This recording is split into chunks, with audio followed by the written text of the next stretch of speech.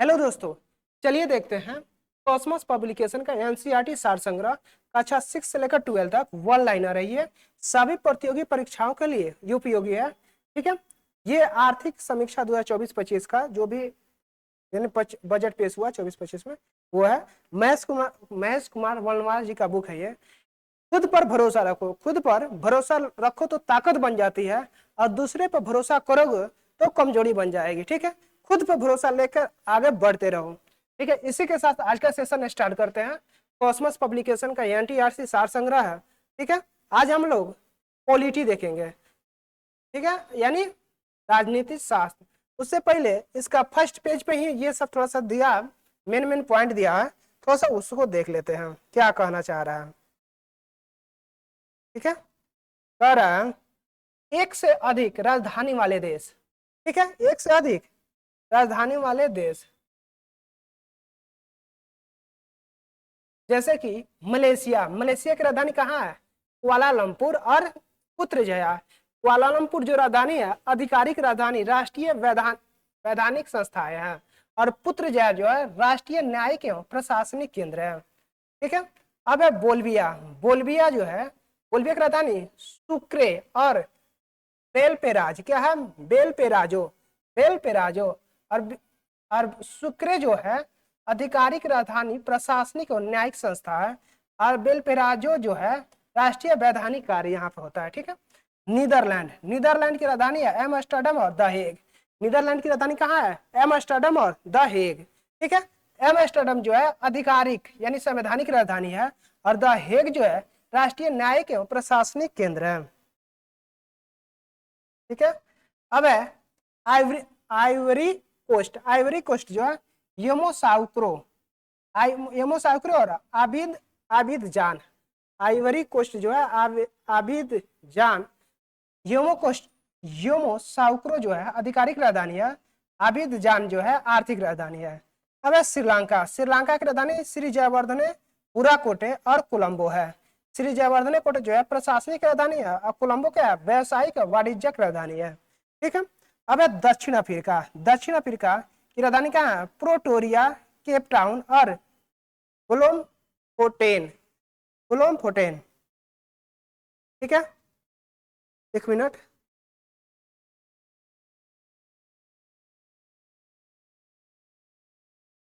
दक्षिण अफ्रीका प्रोटोरिया जो है प्रशासनिक राजधानी। प्रोटोरिया क्या है? प्रशासनिक राजधानी है। केप टाउन जो है वैधानिक राजधानी है।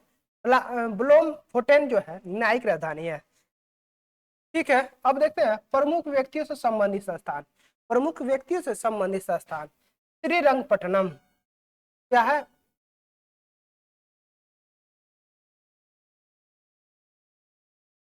श्रीरंगपट्टनम। श्रीरंगपट्टनम जो कि व्यक्ति कौन है? टीपू सुल्तान। श्रीरंगपट्टनम, टीपू सुल्तान कहाँ से संबंधित? श्रीरंगपट्टनम से। महात्मा गांधी कहाँ से संबंधित है? पोरबंदर से। फतेहपुर सीकरी से कौन संबंधित है? बादशाह अकबर। फतेहपुर सीकरी से कौन संबंधित है? बादशाह अकबर। पौनार से कौन संबंधित है? विनोबा भावे। पौनार से कौन संबंधित है? विनोबा भावे। जीरादेई से कौन संबंधित है? डॉक्टर राजेंद्र प्रसाद। यरूशलेम से कौन संबंधित है? ईसा मसीह। ईसा मसीह। मक्का से कौन संबंधित है? मोहम्मद साहब। मक्का से कौन संबंधित है? मोहम्मद साहब। बारदोली से कौन संबंधित है? सरदार पटेल। बारदोली से कौन संबंधित है? सरदार पटेल। कुशीनगर, लुम्बिनी और कपिल वस्तु से कौन संबंधित है? गौतम बुद्ध। कुशीनगर, लुम्बिनी और कपिल वस्तु के कौन संबंधित है? गौतम बुद्ध। त्रिमूर्ति भवन आनंद भवन कौन संबंधित है? जवाहरलाल नेहरू। त्रिमूर्ति भवन आनंद भवन कौन संबंधित है? जवाहरलाल नेहरू। पुदुचेरी से कौन संबंधित है? अरविंद घोष। पुदुचेरी से कौन संबंधित है? अरविंद घोष। बेलूर से कौन संबंधित है? रामकृष्ण परमहंस। बेलूर से कौन संबंधित है? रामकृष्ण परमहंस। ट्रेफलगर से कौन संबंधित है? नेल्सन। ट्रेफगल से कौन संबंधित है? नेल्सन। कुंडग्राम पावापुरी से कौन संबंधित है? महावीर। कुंडग्राम पावापुरी से कौन संबंधित है? महावीर। कटक से कौन संबंधित है? सुभाष चंद्र बोस। कटक से कौन संबंधित है? सुभाष चंद्र बोस। चित्तौड़ हल्दी घाटी से कौन संबंधित है? महाराणा प्रताप। चित्तौड़ हल्दी घाटी से कौन संबंधित है? महाराणा प्रताप। कोर्सिका वाटरलू से कौन संबंधित है? नेपोलियन। कोर्सिका और वाटरलू से कौन संबंधित है? नेपोलियन। अबे मेसिडोनिया, मेसिडोनिया से कौन संबंधित है? सिकंदर महान।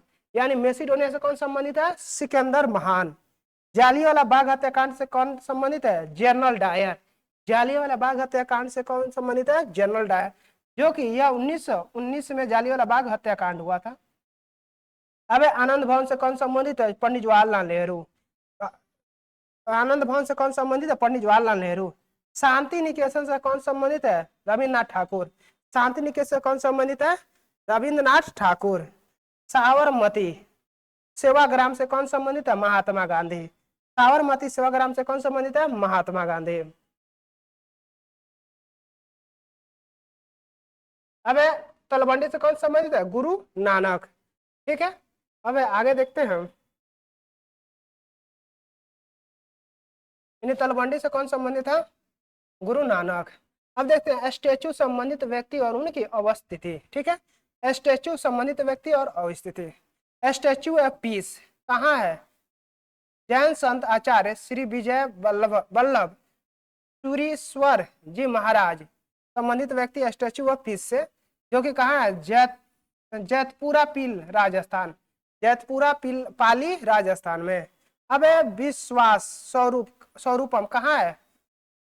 भगवान शिव। कौन है? भगवान शिव से संबंधित है। नाथ द्वार राजसमंद राजस्थान में है। अब स्टैचू ऑफ इक्वालिटी किससे संबंधित है? रामानुजाचार्य से।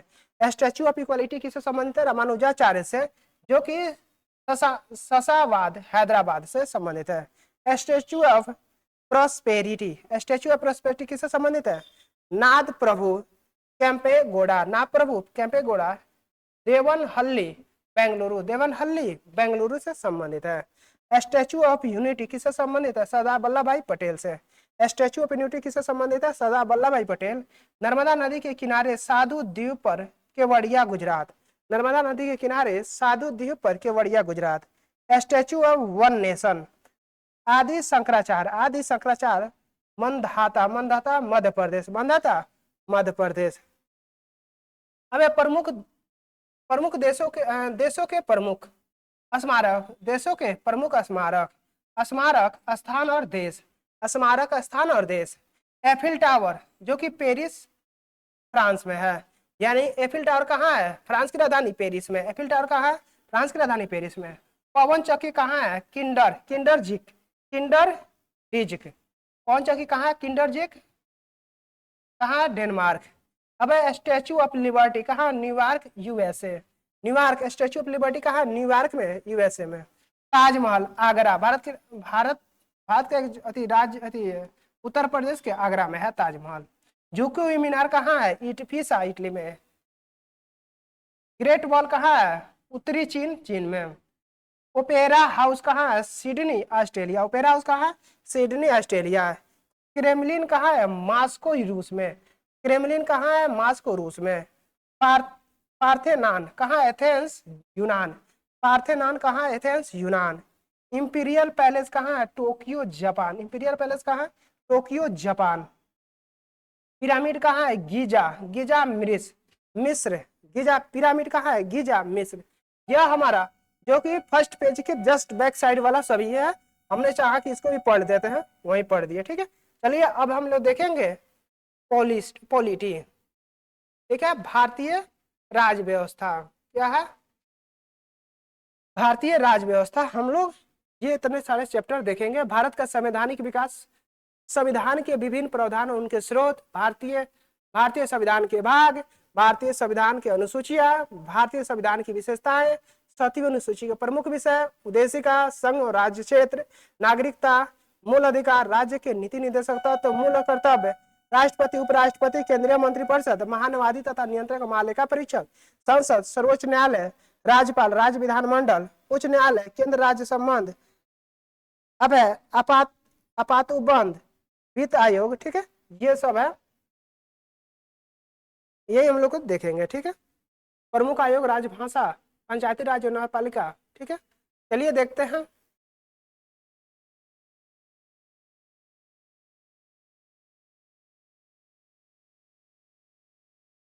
पहला चैप्टर है भारतीय राज व्यवस्था। क्या है? भारतीय राज व्यवस्था।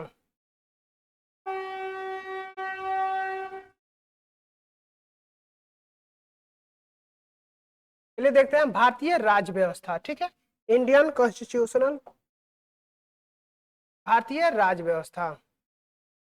ठीक है, ये जो है यानी भारत का संवैधानिक विकास, कॉन्स्टिट्यूशनल डेवलपमेंट ऑफ इंडिया। ठीक है, कॉन्स्टिट्यूशनल डेवलपमेंट ऑफ इंडिया। ठीक है, आज हम लोग ये पॉलिटी से स्टार्ट कर रहे हैं। ठीक है,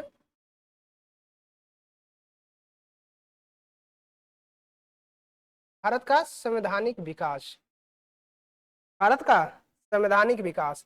अब रेगुलेटिंग एक्ट 1773 द्वारा सर्वोच्च न्यायालय की स्थापना कहाँ की गई थी? कहाँ की गई थी? कलकत्ता में 1774 में। यानी रेगुलेटिंग एक्ट 1773 द्वारा सर्वोच्च न्यायालय की स्थापना कहाँ की गई थी? कलकत्ता में 1774 ईस्वी में। भारतीयों को भारत के प्रशासन में भाग लेने का अधिकार किस अधिनियम के द्वारा प्राप्त हुआ था? चार्टर एक्ट 1833 के द्वारा। चार्टर एक्ट 1833 के द्वारा। भारतीय विधान परिषद के बजट पर बहस करने की शक्ति किस अधिनियम के द्वारा प्राप्त हुई थी? भारत परिषद अधिनियम 1892 के द्वारा। भारत परिषद अधिनियम 1892 के द्वारा प्राप्त हुए थे। अब है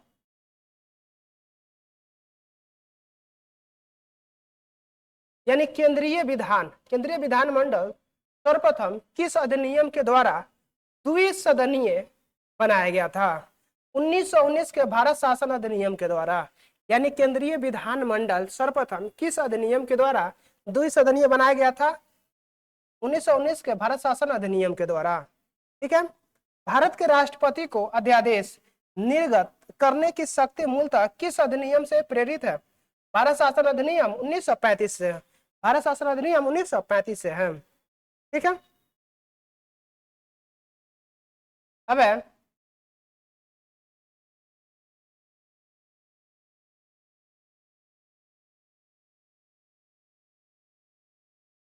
अब देखते हैं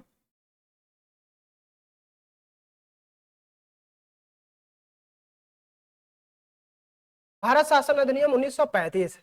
भारत का संवैधानिक विकास, भारत का संवैधानिक ईस्ट इंडिया कंपनी के अंतर्गत, ब्रिटिश क्राउन के अंतर्गत, ईस्ट इंडिया कंपनी के अंतर्गत और ब्रिटिश क्राउन के अंतर्गत ईस्ट इंडिया कंपनी का रेगुलेटिंग एक्ट 1773। रेगुलेटिंग एक्ट कब आया था? 1773। उसके बाद आया Pitt's India act 1784। Pitt's India act कब आया? 1784 में। चार्टर एक्ट कब आया? 1793। चार्टर एक्ट कब आया? 1793। फिर से चार्टर एक्ट बन के आया 1813 में। कब आया? 1813 में। फिर से 20 साल का गैप कर दिया गया। ठीक है, 1793 से ही 20 साल का गैप कर दिया। उसके बाद चार्टर एक्ट 1833। Charter act 1833। अब है चार्टर एक्ट 1853। Charter act 1853। देखिए 1853 के बाद 1800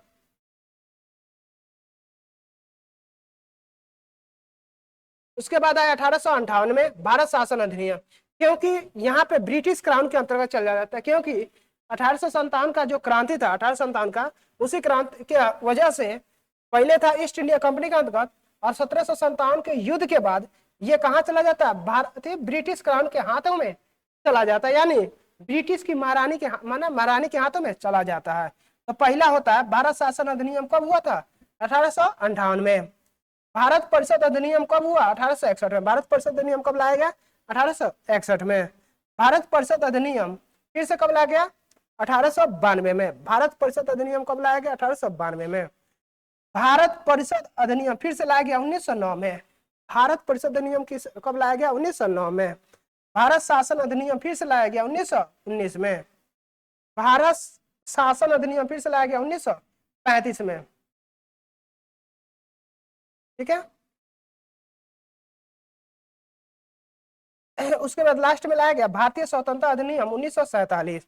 भारत भारत शासन अधिनियम लाया गया था 1935 में। उसके बाद डायरेक्ट ला दिया गया भारत स्वतंत्रता अधिनियम 1947 लाया गया। ठीक है, अब देखते हैं यानी प्रांतों में द्वैध शासन व्यवस्था किस अधिनियम के द्वारा लाई गई थी? भारत शासन अधिनियम 1919। यानी प्रांतों में द्वैध शासन व्यवस्था किस शासन व्यवस्था के द्वारा लाए गए थे? भारत शासन अधिनियम 1919 के द्वारा। अब ब्रिटिश भारत में किस अधिनियम में संघीय शासन का प्रावधान था? भारत शासन अधिनियम 1935 में 35 में। यानी संघीय शासन का व्यवस्था किसमें था? भारत शासन अधिनियम 1935 में था। ठीक है। भारत शासन अधिनियम 1919 को समीक्षा करने के लिए वर्ष 1927 में साइमन कमीशन की स्थापना की गई थी। कब की गई थी? 1919 में साइमन कमीशन की स्थापना की गई, गठन किया गया था। ठीक है। अब आगे देखते हैं हम।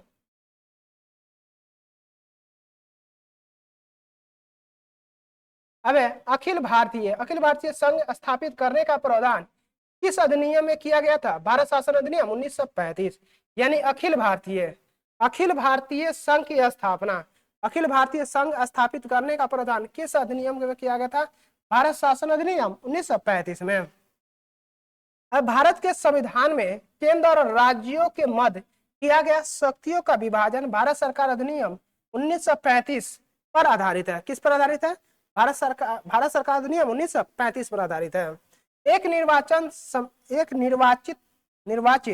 संविधान सभा द्वारा भारत के संविधान का निर्माण करने का प्रस्ताव किसके द्वारा दिया गया था? क्रिप्स मिशन के द्वारा। यानी भारत के संविधान का निर्माण करने का प्रस्ताव किसके द्वारा दिया गया था? Cripps mission. कौन मिशन? क्रिप्स मिशन द्वारा दिया गया। अब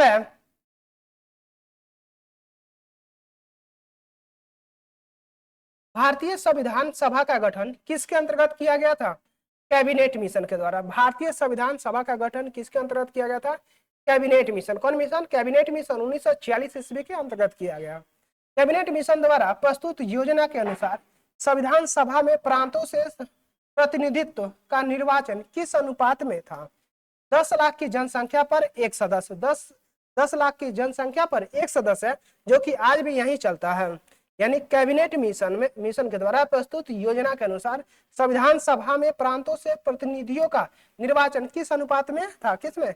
10 लाख की जनसंख्या पर एक सदस्य। ठीक है। भारतीय संविधान का निर्माण करने वाली संविधान सभा के सदस्यों का चुनाव किसके द्वारा किया गया था?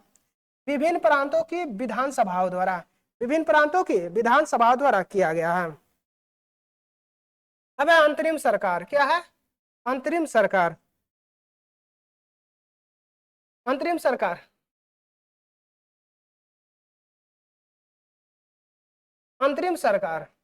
क्या है? अंतरिम सरकार 1946 में गठन किया गया। ठीक है। अंतरिम सरकार का कुछ पहलू है, उसको देख लेते हैं।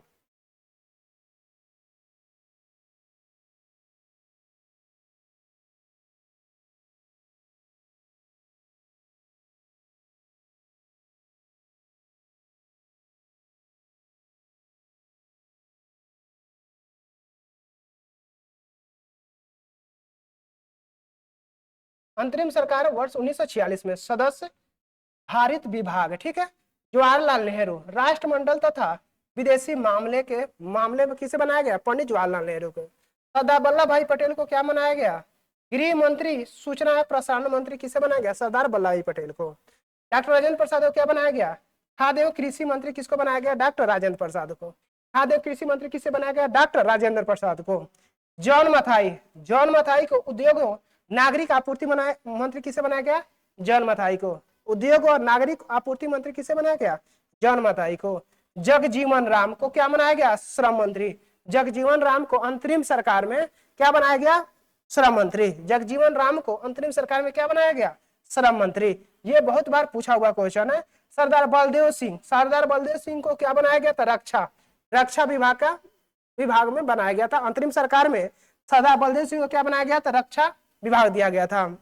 लियाकत अली खां को वित्त विभाग दिया गया था। वित्त विभाग किसको दिया गया था? अंतरिम सरकार में लियाकत अली खां को। यानी लियाकत अली खां को अंतरिम सरकार में क्या मिला है? वित्त विभाग मिला है।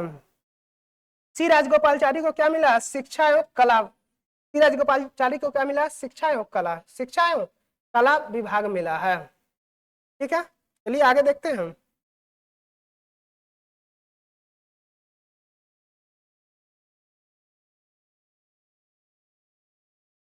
अबे भारत की संविधान सभा की पहली बैठक कब हुई थी? 9 दिसंबर 1946 को।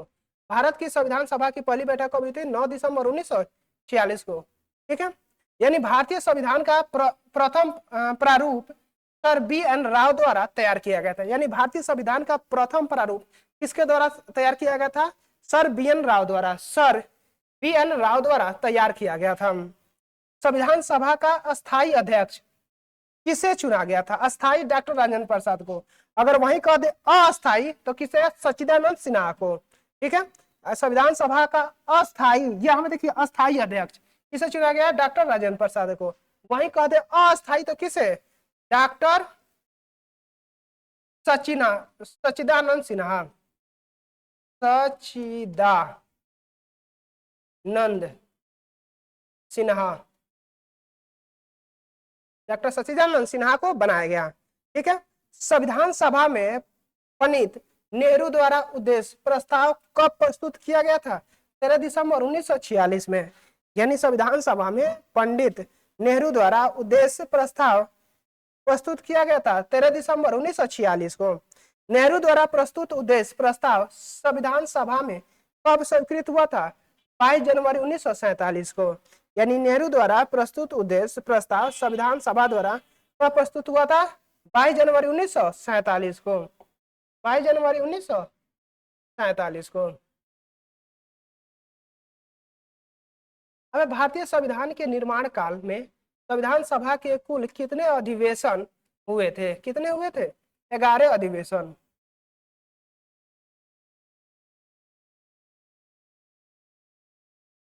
अब भारतीय संविधान निर्माण में संविधान सभा को कितने समय लगा है? यानी भारतीय संविधान के निर्माण में संविधान सभा को कितना समय लगा? 2 वर्ष 11 महीना 18 दिन। कितना लगा? 2 वर्ष 18 महीना 11 दिन। ठीक है, अब भारतीय संविधान सभा के संवैधानिक सलाहकार कौन थे? Sir BN. राव थे। यानी संवैधानिक सलाहकार कहा जाए तो कौन थे? BN. Rao, doctor BN. Rao, sir BN. Rao या डॉक्टर बी.एन. राव। भारत की संविधान सभा ने वर्तमान रूप से राष्ट्रीय ध्वज को कब अपनाया था? 22 जुलाई 1947 को। यानी राष्ट्रीय ध्वज को कब अपनाया गया था संविधान सभा द्वारा? 22 जुलाई 1947 को। 22 जुलाई 1947 को कब अपनाया गया था? 22 जुलाई 1947 को। भारतीय संविधान, ये देखिए ऐसे मार देता आदमी 26 जनवरी 15 अगस्त, ये ध्यान देना है। भारत की संविधान सभा द्वारा, किसके द्वारा? संविधान सभा ने वर्तमान रूप से राष्ट्रीय ध्वज को कब अपनाया था? 22 जुलाई 1947 को। कब अपनाया था? 22 जुलाई 1947 को। संविधान सभा की प्रथम बैठक की अध्यक्षता डॉक्टर सच्चिदानंद सिन्हा, जो कि अस्थायी अध्यक्ष ने की थी। हमने बोला था ना कि संविधान सभा की प्रथम बैठक, संविधान सभा की प्रथम बैठक की अध्यक्षता अस्थायी अध्यक्ष के रूप में कौन किया था? डॉक्टर सच्चिदानंद सिन्हा ने। किसने किया था? डॉक्टर सच्चिदानंद सिन्हा ने अस्थायी के रूप में किया था। अब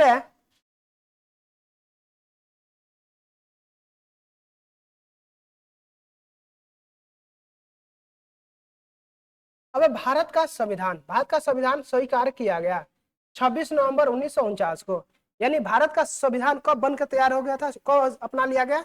26 नवंबर 1949 को। 26 नवंबर 1949 को। 26 नवंबर 1947 नहीं, 26 नवंबर 1949 को। भारतीय संविधान पूर्णतः कब लागू हुआ था? 26 जनवरी 1950 में। यानी भारतीय संविधान कब लागू हो गया? 26 जनवरी 1950 को। 26 जनवरी 1950 को हमारा संविधान पूर्णतः लागू हो गया। ठीक है, अब थोड़ा सा ये देख लेते हैं संविधान सभा, कॉन्स्टिट्यूशन असेंबली।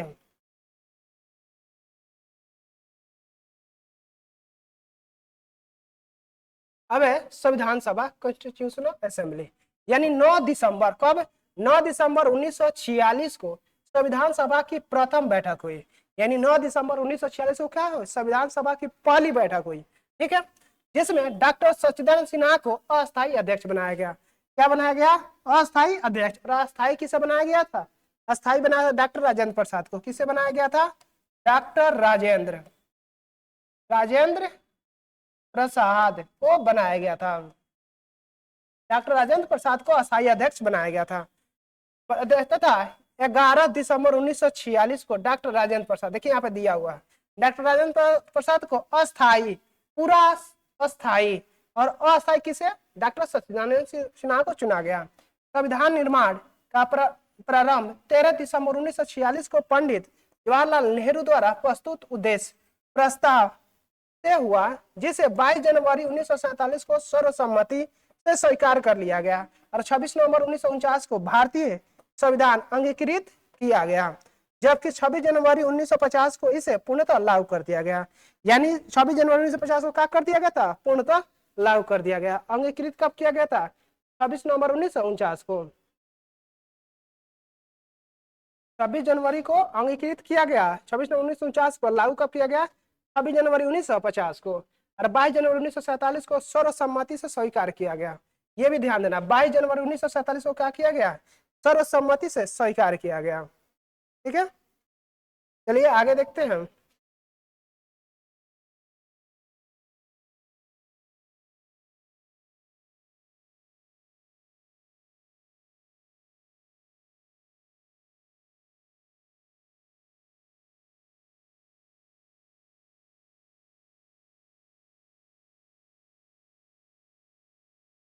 पहला क्वेश्चन है 26 नवंबर 1949 को भारतीय संविधान किसके द्वारा अधिनियमित किया गया था, संविधान सभा के द्वारा।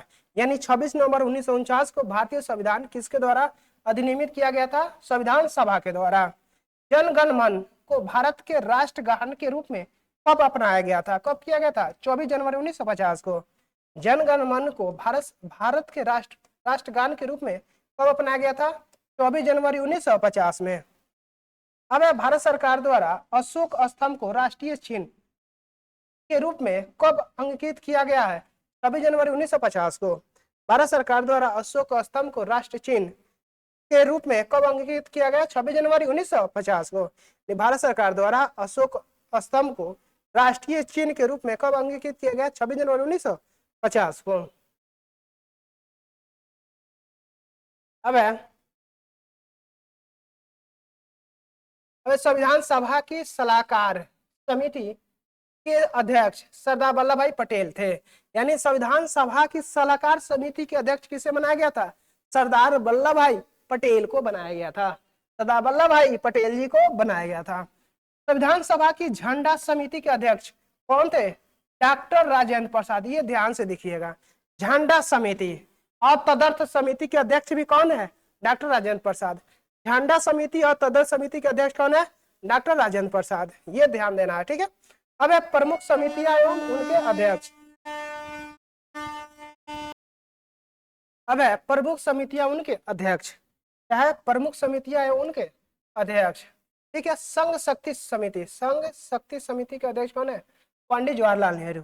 यानी संघ शक्ति समिति का अध्यक्ष कौन है, पंडित जवाहरलाल नेहरू को बनाया गया था। संघ शक्ति समिति का अध्यक्ष कौन है, पंडित जवाहरलाल नेहरू। संघीय संविधान समिति का अध्यक्ष कौन है, पंडित जवाहरलाल नेहरू। संघीय संविधान समिति का अध्यक्ष किसे बनाया गया, पंडित जवाहरलाल नेहरू।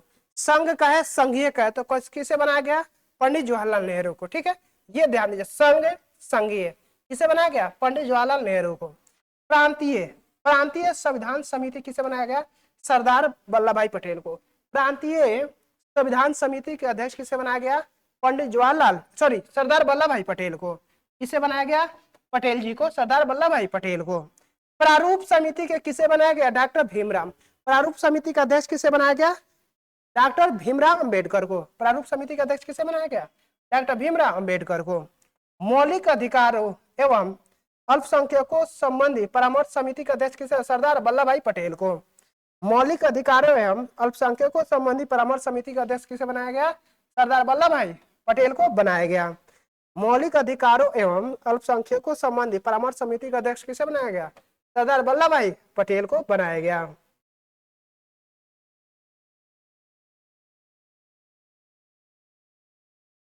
अब है प्रक्रिया नियत।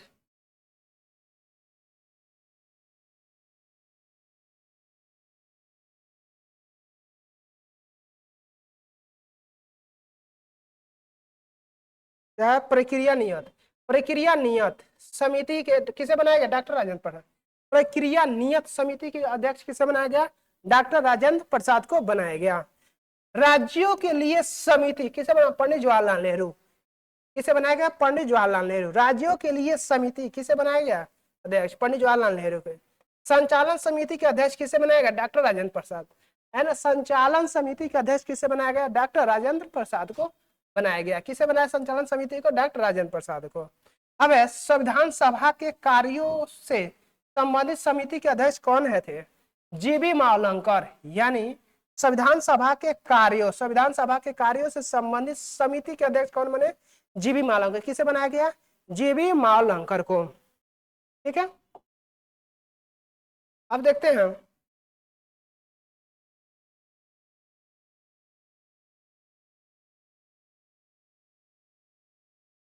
जीबी कुछ ज्यादा ही ऊपर भाग गया।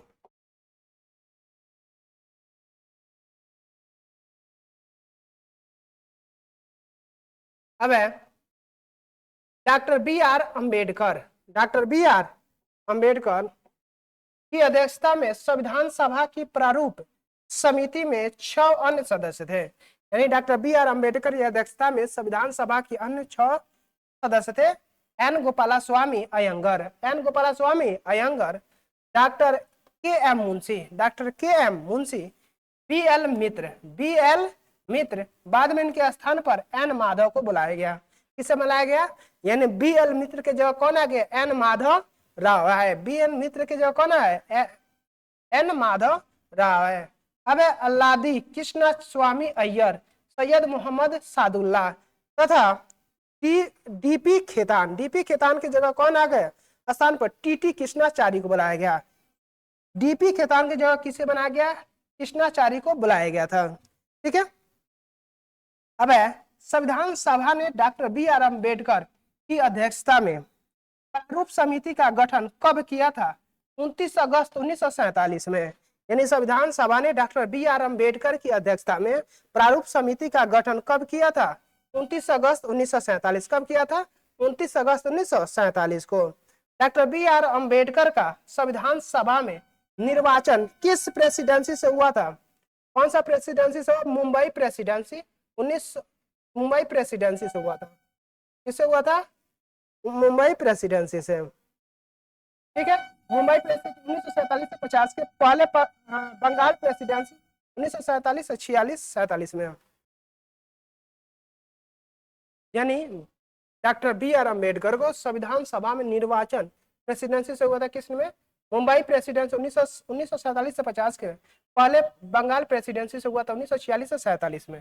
ठीक है, भारत का संविधान मूलतः 2 भाषाओं हिंदी और अंग्रेजी में लिखा गया था और सभी सदस्यों ने इन दोनों प्रतियों पर हस्ताक्षर किए थे। ठीक है, चलिए आगे देखते हैं। अगला चैप्टर है संविधान के विभिन्न प्रावधान व उनके स्रोत। क्या है, संविधान के विभिन्न प्रावधान और उनके स्रोतों के बारे में पढ़ेंगे।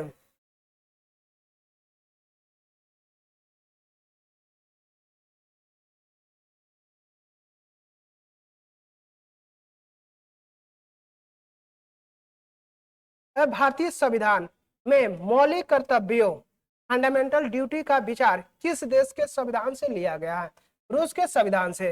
यानी भारतीय संविधान में मौलिक कर्तव्य का विचार किस देश से लिया गया है, रूस के संविधान से लिया। कहां से लिया गया, रूस के संविधान से लिया गया।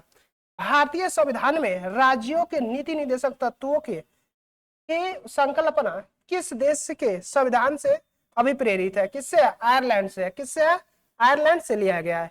भारतीय संविधान में राज्य के नीति निर्देशक तत्वों की संकल्पना किस देश के संविधान से अभिप्रेरित है, आयरलैंड से। किससे है, आयरलैंड से। भारतीय संविधान की प्रस्तावना में सम्मिलित स्वतंत्रता एवं समानता एवं बंधुत्व का सिद्धांत किस देश से लिया गया, फ्रांस से लिया गया। किससे लिया गया, फ्रांस से लिया गया। भारतीय संविधान की प्रस्तावना में सम्मिलित स्वतंत्रता, समानता एवं बंधुत्व किससे लिया गया, फ्रांस से लिया। किससे लिया गया, फ्रांस से लिया गया। अब है भारत में न्यायिक पुनर्विलोकन की संकल्पना किस देश के संविधान से ली गई है, संयुक्त राज्य अमेरिका से। यानी भारत में न्यायिक पुनर्लोकन संकल्पना किस देश के संविधान से ली गई है? संयुक्त राज्य अमेरिका से। अब भारतीय संविधान एक विशेष संविधान सभा द्वारा निर्मित एवं लिखित संविधान है। इस दृष्टिकोण से भारतीय संविधान अमेरिकी संविधान के समतुल्य है। अमेरिकी संविधान के समतुल्य है। भारतीय संविधान में संवैधानिक संशोधन, भारतीय संविधान में संवैधानिक संशोधन का प्रावधान किस देश के से लिया गया? दक्षिण अफ्रीका से। भारतीय संविधान में संवैधानिक संशोधन का प्रावधान किस देश से लिया गया? दक्षिण अफ्रीका से। कहां से लिया गया है? दक्षिण अफ्रीका से। अब भारत के संविधान में सम्मिलित आपातकालीन उपबंध किस देश के संविधान से प्रेरित है? जर्मनी के वाइमर संविधान से। जर्मनी के वाइमर संविधान से। शक्तिशाली केंद्र के साथ भारत की संघात्मक व्यवस्था किस देश के संविधान से प्रेरित है? कनाडा से। किससे संबंधित है? कनाडा से संबंधित है। भारत के संविधान में सम्मिलित समवर्ती सूची किस देश से ली गई है? ऑस्ट्रेलिया से ली गई है।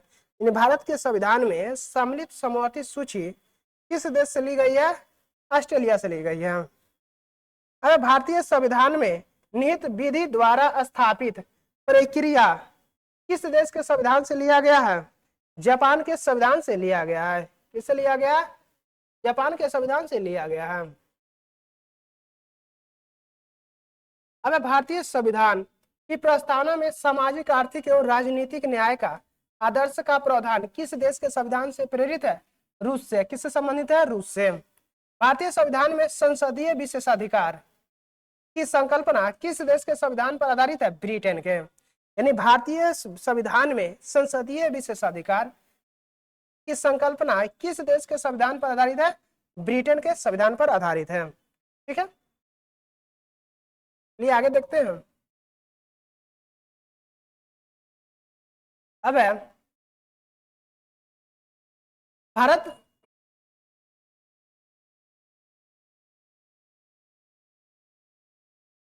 के संविधान में सम्मिलित मूल अधिकार किस देश के संवैधानिक प्रावधानों से प्रेरित है?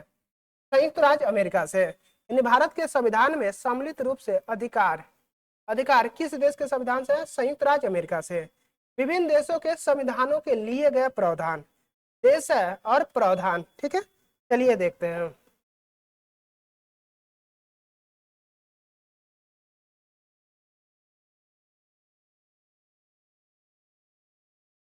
अब संयुक्त राज्य अमेरिका से प्रस्तावना के शब्द हम भारत के लोग, मूल अधिकार, स्वतंत्रता, न्यायपालिका, न्यायिक पुनर्लोकन प्रणाली, सर्वोच्च न्यायालय और उच्च न्यायालय के न्यायाधीशों को पद से हटाए जाने की प्रक्रिया, राष्ट्रपति पर महाभियोग, जनहित याचिका, उपराष्ट्रपति का पद, यथोचित विधि प्रक्रिया लिया गया कहां से? संयुक्त राज्य अमेरिका से। ठीक है, अब ब्रिटेन से जितने कानून है कहां से लिया गया? अमेरिका से, सॉरी ब्रिटेन से। जैसे कि विधि का शासन, यानी कोई भी कानून किससे? विधि का शासन कहां से लिया गया? ब्रिटेन से। संसदीय शासन प्रणाली कहां से लिया गया? ब्रिटेन से।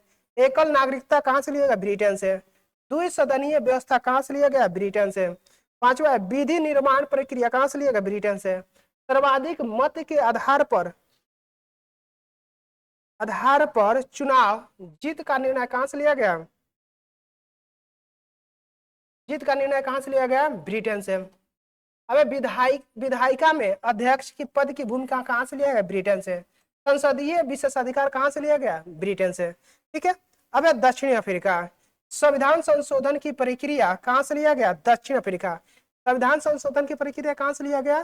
दक्षिण अफ्रीका से। राज्यसभा के सदस्यों का निर्वाचन कहां से लिया गया? दक्षिण अफ्रीका से। संविधान संशोधन की प्रक्रिया राज्यसभा के सदस्य दक्षिण अफ्रीका से। अब है कनाडा, यानी सशक्त केंद्र के साथ संघीय व्यवस्था, शक्तियों का विवरण तथा अवशिष्ट शक्तियों का केंद्र में निहित होना, केंद्र द्वारा राज्यों में राज्यपाल की विकसित और उच्चतम न्यायालय का परामर्श कहां से लिया गया? की नियुक्ति कहां से लिया गया? कनाडा से।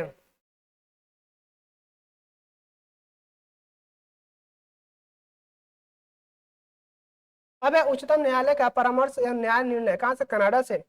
संघात्मक विशेषताएं कहाँ से लिया, कनाडा से। अब है ऑस्ट्रेलिया के बारे में जानते हैं, कहाँ, ऑस्ट्रेलिया।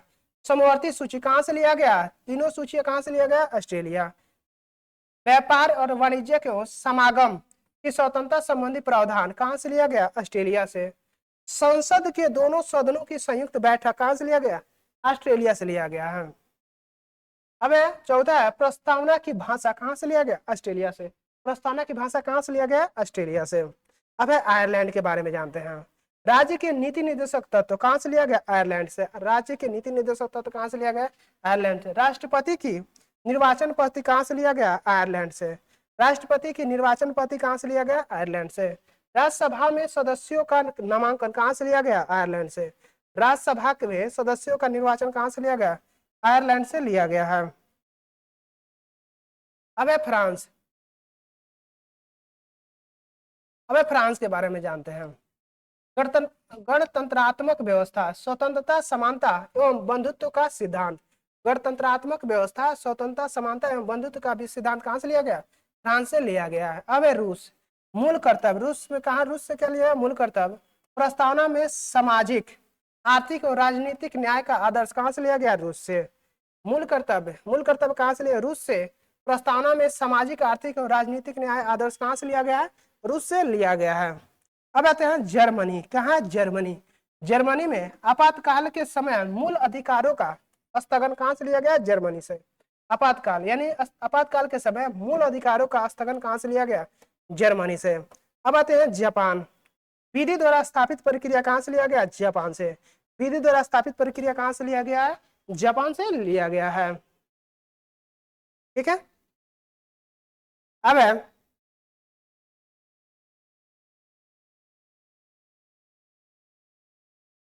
भारतीय संविधान में विधि निर्माण प्रक्रिया ब्रिटेन, जबकि विधि द्वारा स्थापित प्रक्रिया जापान से ली गई है। यानी भारतीय संविधान में विधि विधि निर्माण प्रक्रिया कहां से, ब्रिटेन। विधि निर्माण का है तो ब्रिटेन से, जबकि विधि द्वारा स्थापित प्रक्रिया, विधि द्वारा स्थापित प्रक्रिया का है तो कहां से, जापान से।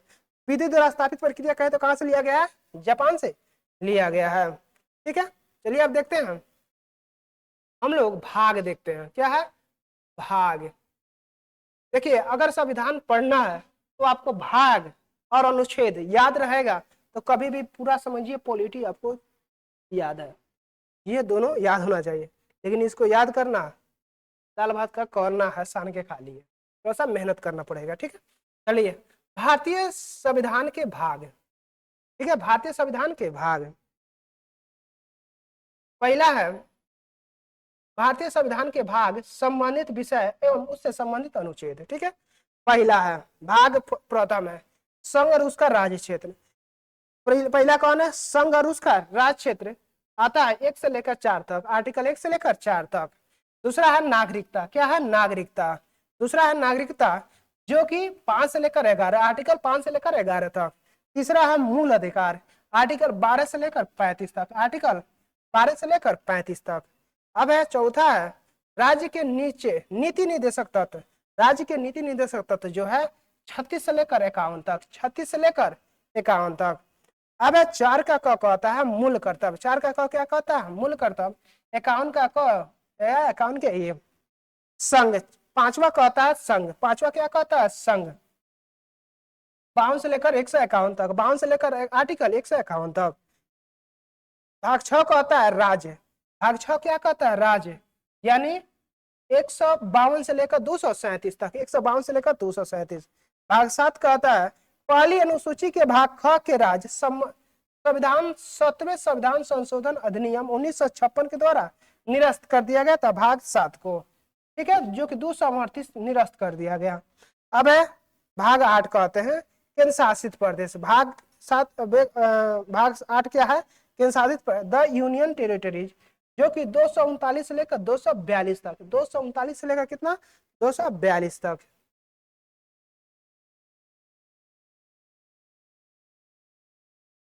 अब भाग 9 कहता है पंचायतें। भाग 9 क्या कहता है, पंचायतें। कितना, 243 से लेकर 243 के अन तक।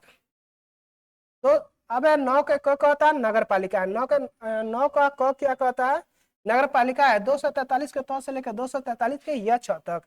भाग 9 के ख कहता है सहकारी समितियां, द कोऑपरेटिव सोसाइटीज, यानी 243 के य ज से लेकर 243 के य न तक।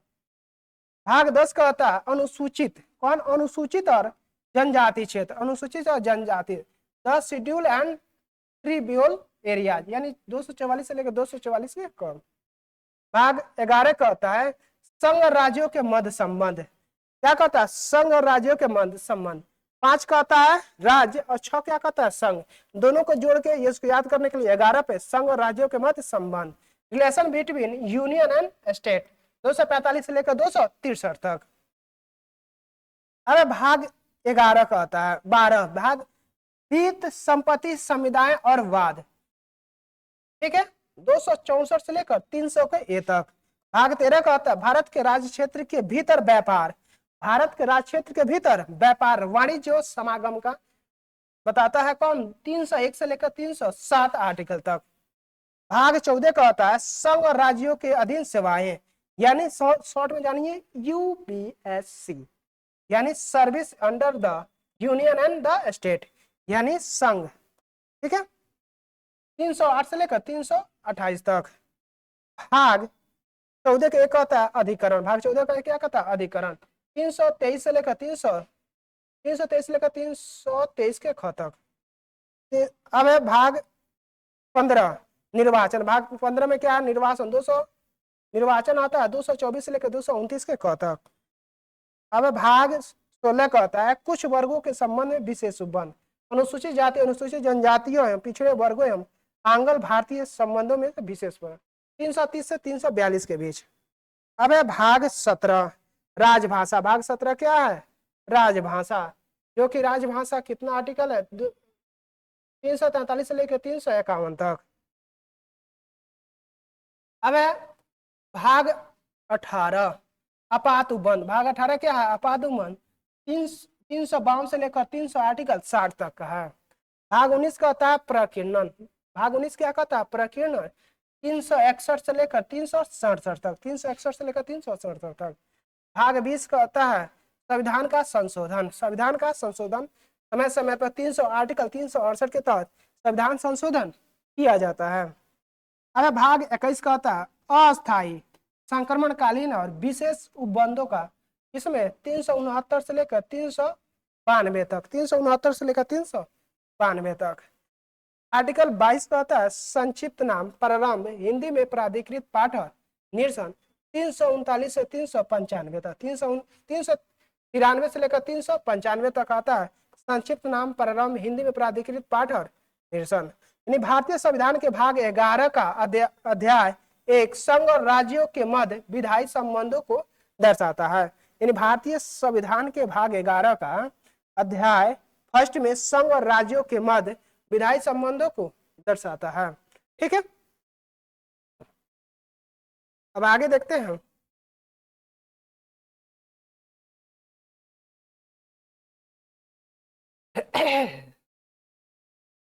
हमें भारतीय संविधान में अनुसूचियां, भारतीय संविधान की अनुसूचियां देख लेते हैं। भारतीय संविधान में अनुसूचियां, schedule in the Indian constitution, ठीक है। भारत, बड़ा थोड़ा सा जूम कर लेते हैं।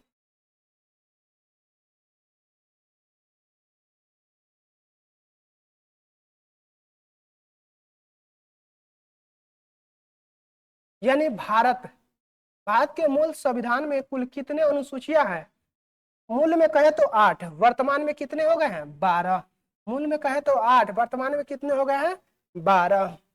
अब भारतीय संघ में नए राज्यों के गठन का प्रावधान किस अनुसूची में किया गया है, प्रथम अनुसूची में। यानी भारतीय संघ में नए राज्यों का गठन का प्रावधान किस अनुसूची में किया गया, प्रथम अनुसूची में किया गया है। भारतीय संविधान की प्रथम अनुसूची राज्य के नाम तथा उसके राज्य क्षेत्र का विवरण प्रदान करती है, ठीक है। भारतीय संविधान की प्रथम अनुसूची राज्य के नाम तथा उसके राज्य का क्षेत्र का विवरण प्रस्तुत करती है। ये आगे देखते हैं।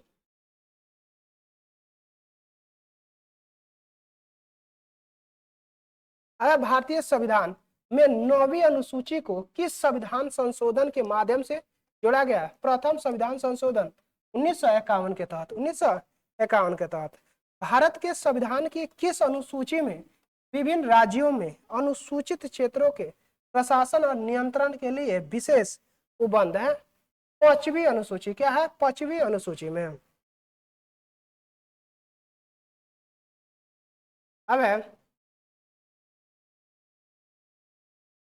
यानी सरकारों द्वारा शुल्क एवं कर लगाने का अधिकार संविधान की किस अनुसूची में उल्लेखित है? किसमें? 7वीं अनुसूची में। किसमें है? 7वीं अनुसूची में उल्लेखित है। राज्य भूमि सुधार अधिनियम को संवैधानिक सुरक्षा प्रदान करने हेतु इसे किस अनुसूची से सम्मिलित किया गया? 9वीं अनुसूची से सम्मिलित किया गया। किससे संबंधित किया गया?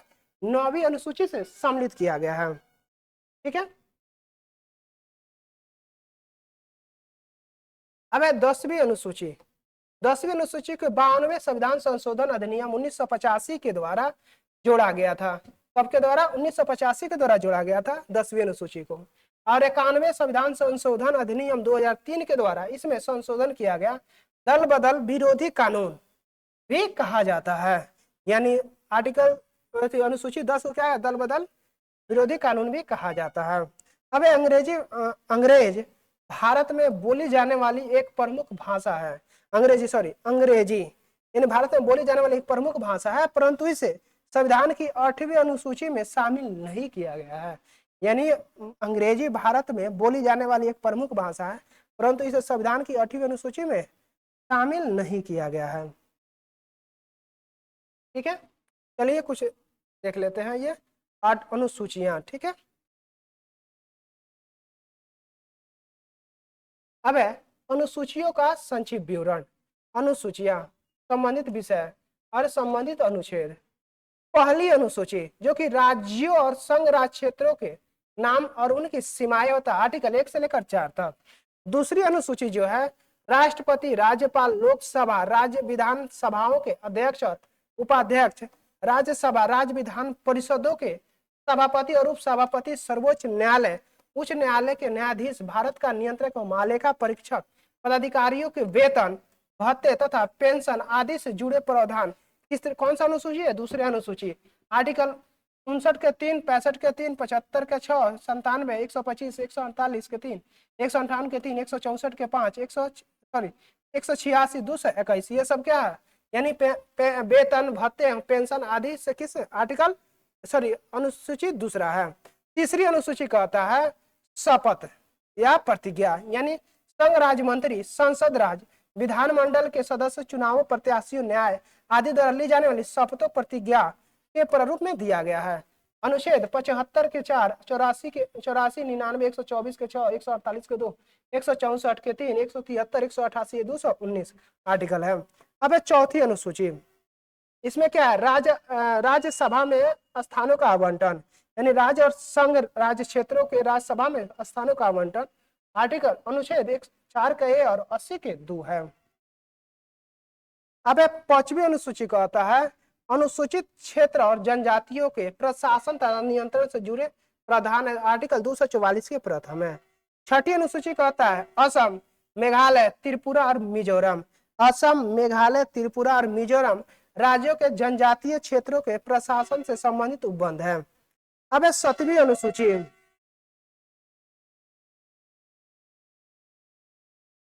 अब 7वीं अनुसूची कहता है संघ सूची, राज्य सूची, समवर्ती सूची में शामिल विषय।